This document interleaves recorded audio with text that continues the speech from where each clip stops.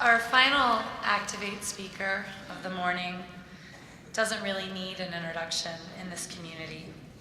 Chris Ortiz has given so much over the years to this association and has touched many of our lives with his creativity, energy, and compassion.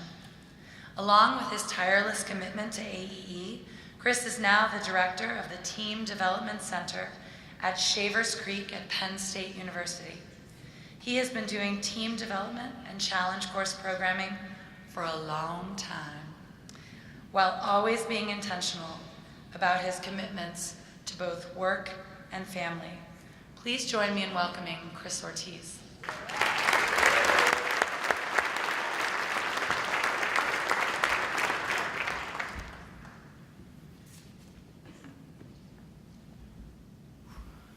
On November 17th, 2004,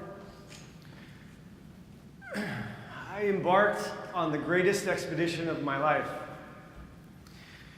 For the last 20 years, my work and my life has been dedicated to the clients and participants in my programs, trying to better those communities around me through experiential education of all kinds. I've attempted to create heart-pounding, life-affirming, and life-changing experiences so that those communities could grow and those individuals could be the best that they could be. My clients and participants meant the world to me, and I would do anything I could to make those experiences the best they could be. I've dedicated my life, as I'm sure you have dedicated your lives, to those clients and colleagues around you, seeking out experiences like this conference to make you the best in your respective fields. We seek certifications and degrees and program hours to make us the best at what we do. We try to expand our horizons and learn from one another so that we can do what we see others doing for their clients, and we can share that with ours. But none of those things prepared me for what I was to experience in that expedition that started back in 2004. Because you see, on November 17th of 2004, I became daddy.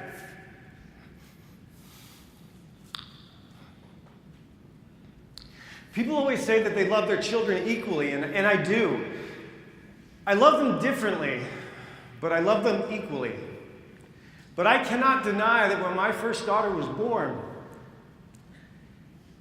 that was the beginning. That was the first time that I had felt that kind of love and pride and responsibility. I spent the better part of the last 20 years on the road at work,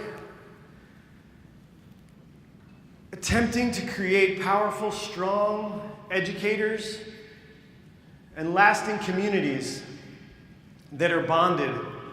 I worked for a time at the YMCA, and I worked at a YMCA camp. And if you've ever worked at the YMCA, you know there's a vision statement that says, we build strong kids, strong families, and strong communities. Well, as a staff, we had a little joke that there was a missing line from that phrase. There was this extra line that wasn't printed, except for ours.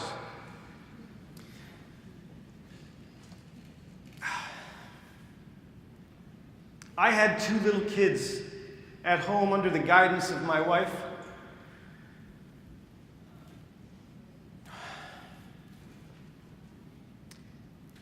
For the last 12 years, growing up largely without one of their expedition leaders. I mean, what kind of leader was I really? I mean, what certifications and training and experiences did I bring to this expedition? I didn't know how to teach a kid to walk, to go to sleep on time, to go to poop on the potty. I didn't know how to do those things. I wasn't sure how to react when my youngest daughter ran out of her room in her diaper on Thanksgiving, in her diaper and nothing else, running circles around the table screaming, "I'm naked, I'm naked." And I definitely didn't know how to react. You have to understand that when my wife was a nanny for her sister, they used the German slang word for their butts, popo, when they talk to their kids. So naturally, when we had kids, we adopted that same slang. You know, like, do you need your popo changed? Or sit down on your popo. So when my daughter walked into the kitchen that day, walked up behind my wife, and took her hand and jabbed it into my wife's butt, and screamed, "Popo sneak!" and ran out of the room, I didn't know I wasn't supposed to laugh. Because for the next 2 hours, we walked around protecting ourselves from being goosed so my daughter could get us to laugh again. But I learned to do it. I learned. And that's when it hit me. I thought I was one of the leaders of this expedition, when really all along, I was the participant.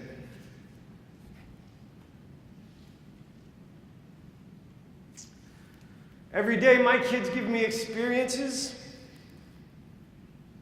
that teach me empathy and pride and patience.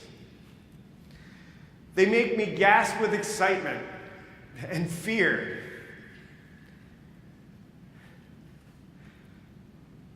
They make me hold my breath in anticipation for what's to come.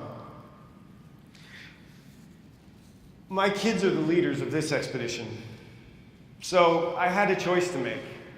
I had to find a balance. I had spent so much time building up other kids and families and communities, I'd forgotten about my own. I wasn't paying attention to my kids, who were leading me on this wonderful expedition. I was missing out on the lessons that they were trying to teach me with every interaction. On November 17th of 2004, I embarked on the most challenging expedition of my life. There's no top to this climb. There's no way off the river. And there's no discernible summit that I'm headed towards. But I will follow my expedition team wherever they take me. Thank you.